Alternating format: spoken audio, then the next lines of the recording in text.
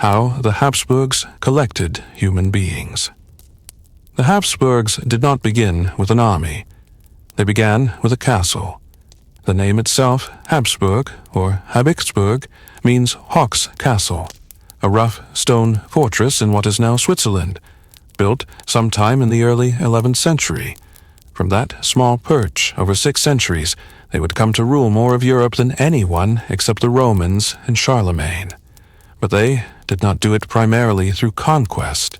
They did it through collection. Think of a collector, not a general. A collector who walks through the great halls of Europe, looking at thrones the way a naturalist looks at butterflies, or a bibliophile looks at first editions. That collector says, "I want that one, and that one, and that one." The Habsburgs collected human beings. They collected kings and queens, heiresses and infants, madwomen and child brides. They collected them not in cages but in cradles, not with chains but with marriage contracts. Their collection filled no single cabinet. It filled half a continent. And in the end, the collectors were collected by the very blood they had so carefully hoarded, the founder's gambit. The man who set the pattern was not a Habsburg by brilliance, but by luck. Rudolf I, elected King of the Germans in 1273, was considered a placeholder, a minor count from the forests, harmless enough that the great princes could ignore him while they fought each other. But Rudolf understood something they did not. He understood that kingdoms are not won by battles alone. They are won by the bodies of children. In 1276, he seized Austria and Styria from the rebellious King Ottokar II of Bohemia. That was the last time a Habsburg would take a major territory by straightforward war. From that point forward, the family's weapon of choice was the marriage bed. Rudolf married his daughters and sons into the houses of Bavaria, Saxony, and Burgundy. By the time he died in 1291, he had placed his family on the map, not as conquerors, but as the most desirable in-laws in Europe. But the motto came later. It is usually attributed to King Matthias Corvinus of Hungary, who in the 15th century remarked, "Bella garant Ali," to Felix Austria Nube. Let others wage war. You, happy Austria, marry. The Habsburgs embraced this saying so completely that they almost proved it true. Almost. The Great Accumulation. The marriage that changed everything took place in 1477. Maximilian of Habsburg, the son of Emperor Frederick III, married Mary of Burgundy, the only child of Charles the Bold. Charles the Bold had died on a frozen battlefield outside Nancy, leaving his vast territories, the wealthy Low Countries, roughly modern Belgium, the Netherlands, and Luxembourg, plus the rich Duchy of Burgundy itself, to his 19-year-old daughter. She needed a husband to defend her inheritance. Maximilian needed an inheritance to stop being a minor princeling. They married. Mary died 8 years later in a riding accident, but the damage was done. The Habsburgs now controlled the economic heart of Northern Europe, the wool towns of Flanders, the ports of Antwerp and Ghent, the first stirrings of what would become a global trading network. Maximilian kept the lands in the name of his son, Philip the Handsome, and Philip the Handsome made the next great acquisition. In 1496, he married Juana of Castile, the daughter of Ferdinand of Aragon and Isabella of Castile, the same Ferdinand and Isabella who had unified Spain, expelled the Moors, and funded Columbus. Juana was, by all accounts, intelligent, passionate, and already showing signs of the mental instability that would later consume her. But she was also the heiress to Castile. and her husband was very handsome indeed. When Isabella died in 1504, Juana became Queen of Castile. When Ferdinand died in 1516, she also became Queen of Aragon. In theory, she ruled Spain. In practice, her husband Philip, and after Philip's sudden death in 1506, her father Ferdinand, and then her son Charles ruled for her. Because Juana, called Juana la Loca Joana the Mad, spent much of her life confined, first by her father, then by her son. Her collection into the Habsburg family came at the cost of her freedom, but her children were free, and those children inherited the world. The man who collected half the world. Charles V was born in Ghent in 1500.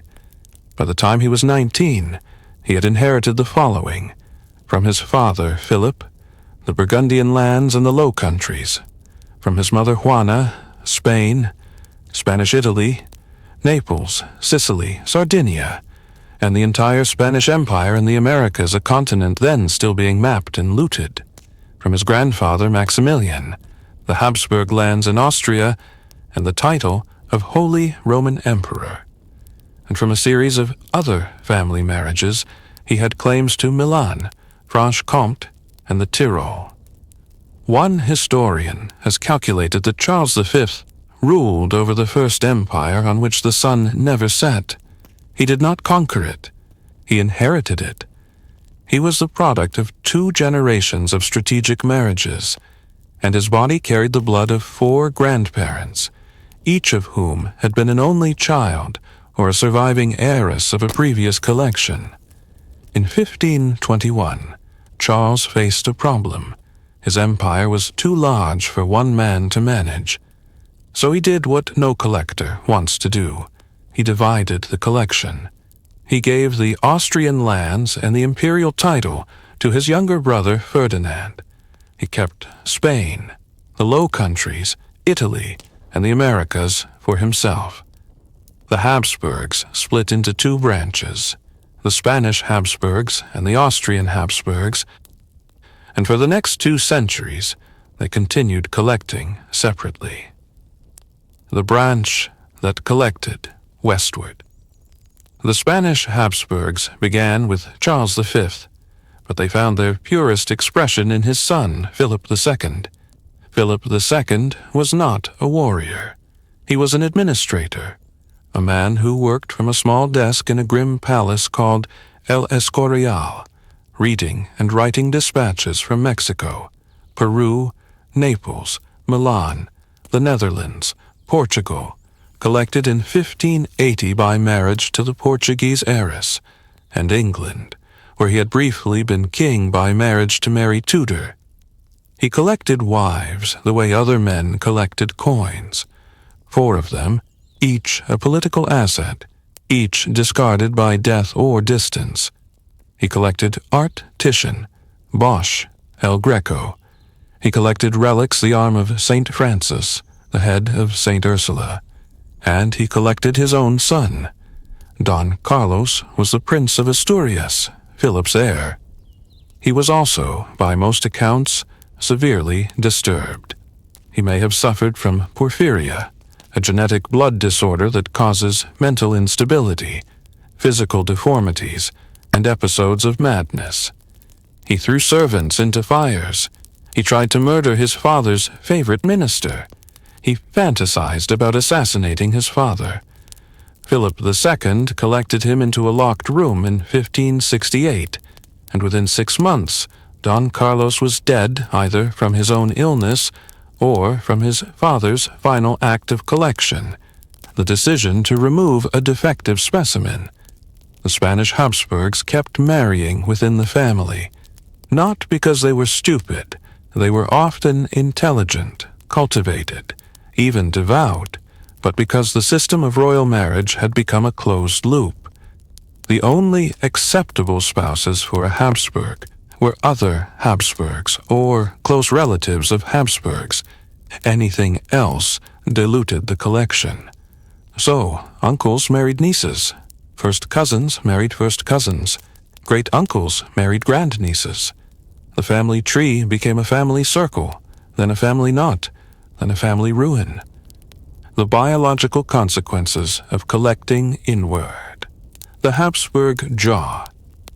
Prognathism, the doctors call it, is the most visible sign of what the collection did to the collectors. A lower jaw that juts forward so far that the teeth cannot meet. A thick, bulging lower lip. A tongue too large for the mouth, causing speech difficulties and drooling. Charles V had it. His jaw was so severe that he could not fully close his mouth and ate alone, chewing with difficulty. Philip IV of Spain had it so badly that his portraits, and he was painted constantly, by Velázquez above all, show a man with a face like a hatchet, all sharp angles and insufficient chin. But the jaw was only the surface. The real damage was invisible. The Habsburgs suffered from high infant mortality, low fertility, and a long list of genetic disorders: epilepsy, rickets, intestinal deformities, kidney stones, blood disorders, and the kind of profound depression that made Philip II's great-grandson, Charles II, the last Spanish Habsburg, a creature more museum piece than man, Charles II, the Bewitched. He was born in 1661, the only surviving son of Philip IV and his second wife, Mariana of Austria, who was also Philip's niece. Charles II's family tree was so inbred that his father and mother shared 28% of their genes, closer than a full sibling pair should be. Of his 8 great-grandparents, 7 were direct descendants of Joanna the Mad and Philip the Handsome. The result was a human being who could barely function as one. Charles II was physically weak from birth. He did not walk until age 4. He did not speak until age 5. He had a jaw so pronounced that he could not chew his food. He had a tongue so large that he often drooled and was barely understandable. He suffered from convulsions, diarrhea, vomiting, and chronic fevers. He was bald by age 35.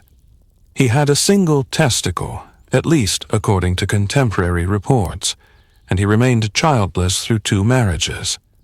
The court called him El Hechizado the Bewitched, because they believed his illnesses were caused by sorcery.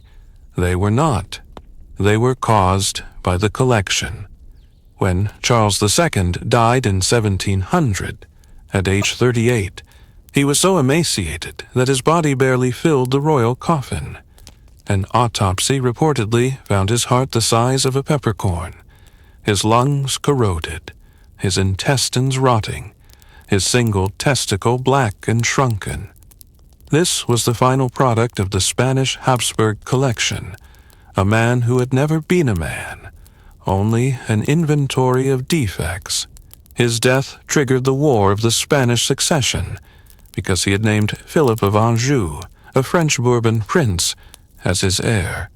The Austrian Habsburgs protested. Half of Europe fought for 12 years. In the end, the Bourbons kept Spain. The Spanish Habsburgs were extinct. The Austrian branch continues the habit. The Austrian Habsburgs watched the Spanish branch destroy itself with intermarriage, and they did not change their own behavior. They kept marrying cousins, nieces, and aunts. They kept collecting territories through marriage. They kept treating human beings as assets to be exchanged.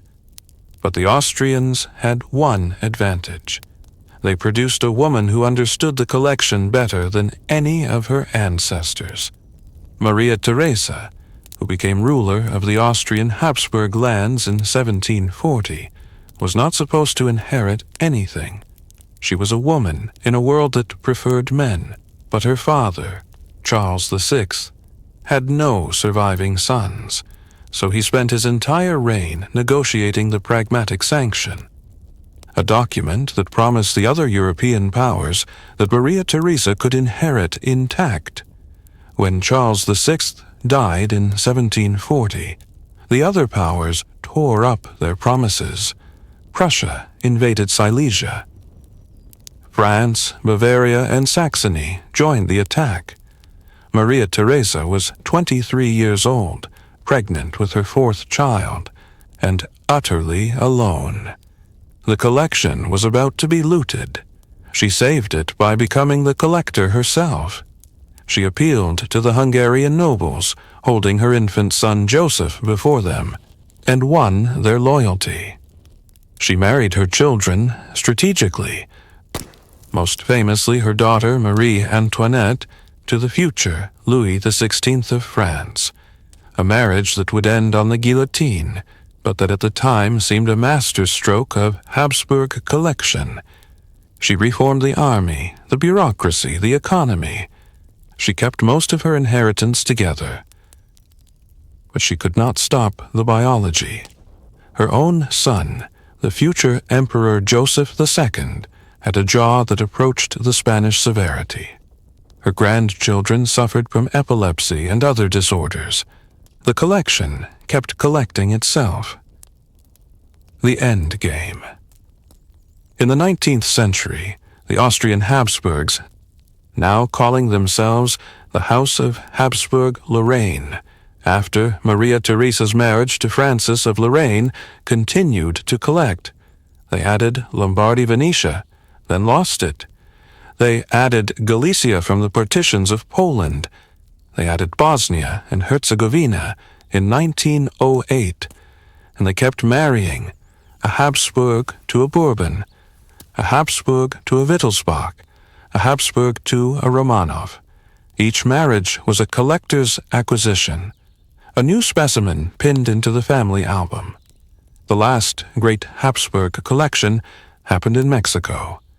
In 1864, the French Emperor Napoleon III offered the Mexican crown to Maximilian, the younger brother of Emperor Franz Joseph of Austria. Maximilian accepted. He arrived in Mexico with his wife, Charlotte of Belgium, and tried to rule a country that did not want him. 3 years later, after the French withdrew their troops, Maximilian was captured by Mexican republicans and shot. Charlotte went mad. Another collected human, discarded, and then came Sarajevo, June 28, 1914. Archduke Franz Ferdinand, the heir to the Austrian throne, was shot by a Bosnian Serb nationalist named Gavrilo Princip. Franz Ferdinand was not a popular man. He was difficult, moody, and had made a morganatic marriage that outraged the court. But he was a Habsburg. His assassination triggered a system of alliances that brought down not just the Habsburgs but the Romanovs, the Hohenzollerns, and the Ottoman sultans. When the First World War ended in 1918, the collection was over. Karl I, the last Habsburg emperor, was exiled to Madeira, where he died a year later of pneumonia, poor and forgotten. His wife, Zita, lived until 1989, long enough to see the Iron Curtain fall. She outlived the collection, but never stopped believing in it. What the collector collected. The Habsburgs collected human beings for 600 years. They collected them through marriage contracts and inheritance laws, through cradles and crypts, through the patient, ruthless accumulation of thrones. They collected so many that at their peak, a Habsburg ruled over more souls than anyone except the Chinese emperor. But the collection collected them back. It collected their jaws and their wombs, their minds and their blood. It collected Charles II's black, shrunken organs. It collected Juana la Loca's sanity. It collected Maximilian's bullet-ridden body in Mexico. It collected Franz Ferdinand's blood on the seat of an open car. It collected Karl I's last breath in a damp house on a Portuguese island. In the Hofburg Palace in Vienna, there is a room full of portraits. The Habsburgs stare out from their gilded frames. Charles V, with his heavy jaw, Philip II in black velvet, Maria Theresa in pearls and lace, Franz Joseph in his old field marshal's uniform. They look stern, or sad, or weary. They look like collectors who have run out of space.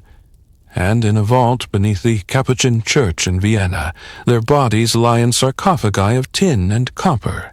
Some of the coffins are plain, others are elaborately carved, but each one contains a human being who was once collected, who married a Habsburg, or was born to a Habsburg, or died because they were a Habsburg. The lesson is not that collecting human beings is evil, though it is.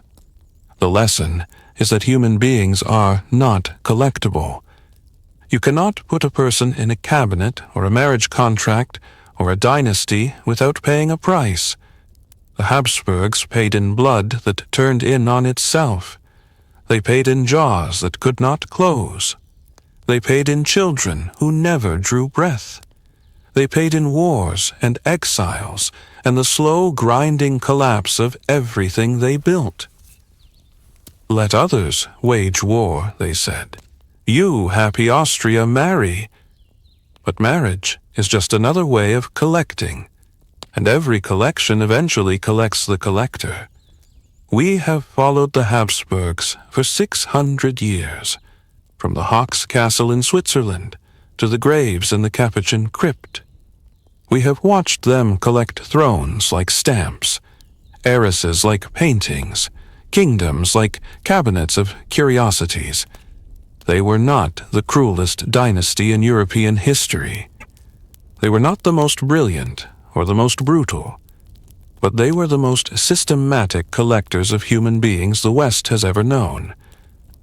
Now, we must ask the question that the Habsburgs themselves never asked aloud. What does the collection do to the collector? The answer is written in bone, in madness, in the slow suffocation of a family that could not stop marrying itself. The Habsburgs collected so many people that they forgot they themselves were people. They became a dynasty, then an idea, then a habit, then a disease, and in the end, the disease consumed them, the inventory of flesh. Let us begin with the body, not the political body of the state, but the actual, breathing, bleeding body of a Habsburg. Consider the case of Philip II of Spain, the great accumulator of the 16th century. He had 4 wives. He buried 3 of them. He outlived all but 1 of his children. He spent his final years in a cell of a room at El Escorial, covered in weeping ulcers, his body riddled with gout, his hands so swollen he could not hold a pen. His collection of kingdoms meant nothing when he could not raise a cup of water to his lips. He died in agony, and the monks who washed his body found that his flesh had rotted away from his bones in places. The collector had become a collection of pus and prayers. Or consider Rudolph II, the Habsburg Holy Roman Emperor who collected everything except power. He filled Prague Castle with paintings by Arcimboldo, sculptures by Giambologna, clocks, gems, unicorn horns, actually narwhal tusks, and a menagerie of lions, tigers, and a dodo. He collected artists, alchemists, astronomers. Tycho Brahe and Johannes Kepler worked for him. But he could not collect a wife. He could not collect an heir. He could not collect the loyalty of his own brothers, who eventually stripped him of Hungary, Austria, and Moravia. Rudolph II died alone in his castle in 1612, surrounded by his beautiful things, with no one to close his eyes. The collection outlived the collector, and that is the tragedy of every collector who forgets that objects are not people. The jaw that speaks. The Habsburg jaw is the most famous deformity in European history, but we have treated it as a curiosity, a joke, a footnote. Let us take it seriously for a moment.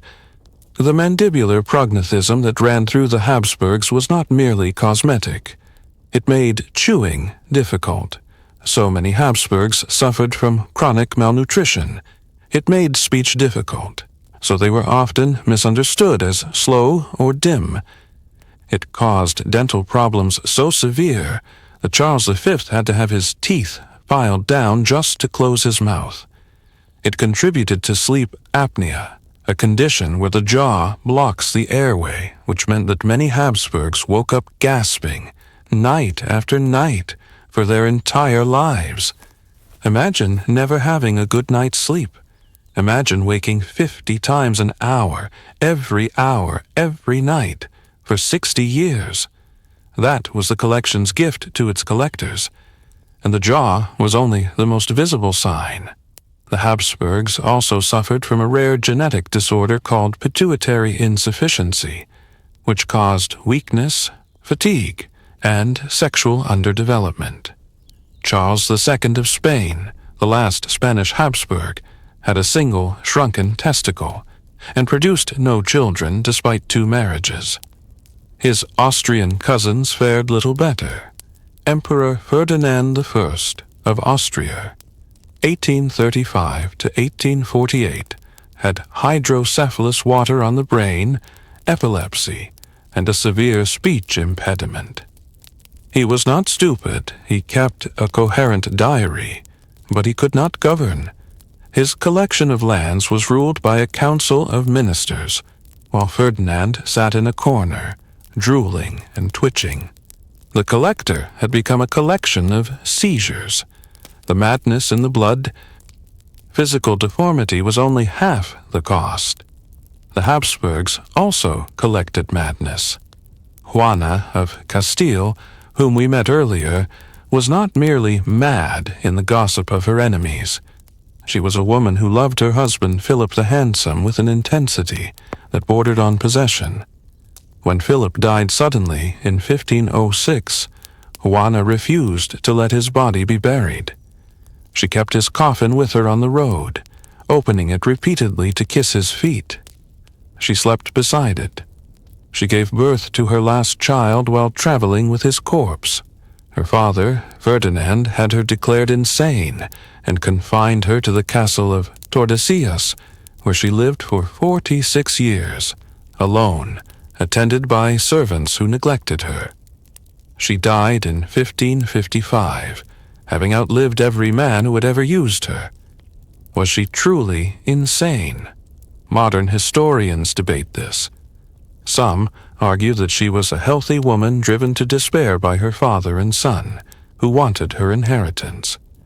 Others point to clear evidence of psychosis, hallucinations, paranoia, manic episodes that run in the family.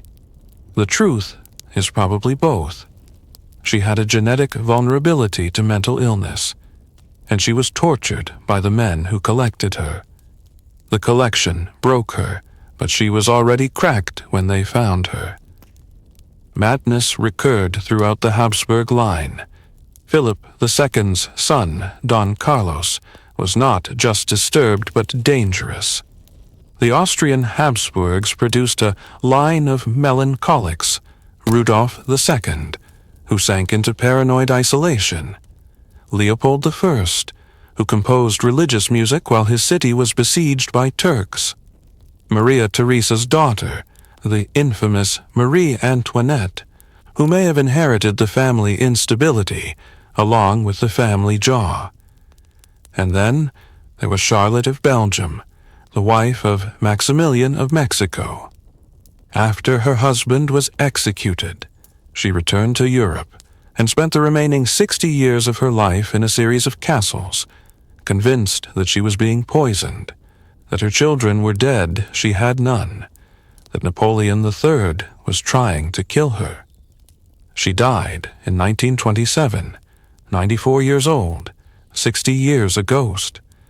The collection had claimed another mind. The children they could not keep. Perhaps the cruelest part of the Habsburg collection was what it did to the smallest collectors. the children. Infant mortality among the Habsburgs was staggeringly high. Of the 12 children born to Maria Theresa and Francis I, 7 died before reaching adulthood. Most of them from smallpox, tuberculosis, or complications of inbreeding. Maria Theresa herself gave birth to 16 children over 20 years. She lost nearly half. She wrote letters to her daughters that are heartbreaking in their matter-of-fact grief. The little Archduke died this morning. He had convulsions for 3 hours. We buried him in the crypt. Tomorrow we will continue the war. The Spanish Habsburgs were worse. Philip IV fathered at least 20 children, but only 2 survived to inherit. Balthazar Carlos, who died at 16 from smallpox, and Charles II, the bewitched one. The rest were stillborn, or died in their first week, or lived just long enough to be baptized and then stopped breathing. Their bodies, tiny and malformed, filled the infant crypts of the Escorial. No one counted them. They were just specimens that did not take. When the First World War ended, the Habsburg collection was liquidated. The Austro-Hungarian Empire was carved into a dozen nation-states: Austria, Hungary, Czechoslovakia, Yugoslavia, Poland, Romania, Italy. The Habsburg family itself was not exterminated. They were too numerous for that. But they were stripped of their titles, their lands, their armies, their courts. They became private citizens, or as close to private as a family with dozens of palaces and millions in the bank can be. The last emperor, Karl I, was exiled to the island of Madeira. He lived in a damp villa with his wife, Zita, and their 8 children. He caught pneumonia and died in 1922, at age 34. His body was buried in the church of Nossa Senhora do Monte, a small stone building on a hill overlooking the Atlantic. Tourists can visit his grave today. The inscription reads, in Latin, "Here lies Karl, Emperor of Austria, King of Hungary, Restorer of Peace." He restored nothing. He was just the last human being collected by a dynasty that had forgotten how to stop. Zita outlived him by 67 years.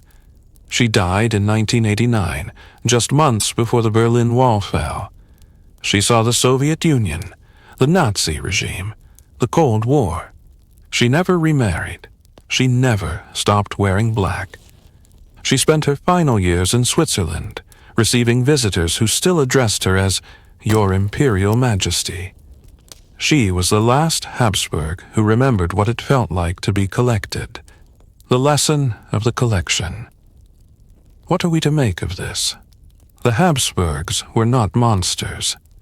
They were people frightened, ambitious, often devout, sometimes kind.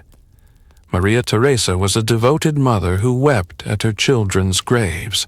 Franz Joseph worked 16 hours a day for 68 years, slept on an iron cot, and loved his wife Sisi with a devotion that survived her assassination. Charles V spent his last years in a monastery, practicing on a small organ, trying to pray away the weight of the world he had inherited. They were not evil, they were trapped. The trap was the collection itself. Once a family decides that its purpose is to collect human beings, thrones, territories, marriages, heirs, there is no off switch. You cannot stop because stopping means losing. You cannot marry outside because marrying outside dilutes the collection. You cannot stop having children because children are the only way to preserve the collection. And so, you keep going, generation after generation, until the collection breaks you. The Habsburgs collected human beings, but human beings cannot be collected. A person is not a painting, or a coin, or a relic. A person has a will, a body, a mind that twists in isolation, A person who is collected becomes a thing, and a thing that thinks it is a person is a tragedy. The Habsburgs made themselves into things, and then they died like things, not with the dignity of a falling tree, but with the quiet rot of a museum that has run out of visitors. Let others wage war, they said. Llcid. You, happy Austria, marry. But marriage without love is collection. Childbirth without choice is inventory. Dynasty without humanity is a cage. The cage is empty now. The Habsburgs are tourists in their own history. You can visit the Hofburg Palace in Vienna and see the rooms where emperors slept. You can walk through the Capuchin crypt and count the sarcophagi, 149 of them, containing 145 bodies. Some share coffins. You can look at the jaw of Charles of Austria in a glass case, a relic of a relic. And you can think, this is what it looks like when a family collects itself to death. The Habsburgs collected human beings. In the end, the only thing they could not collect was a future.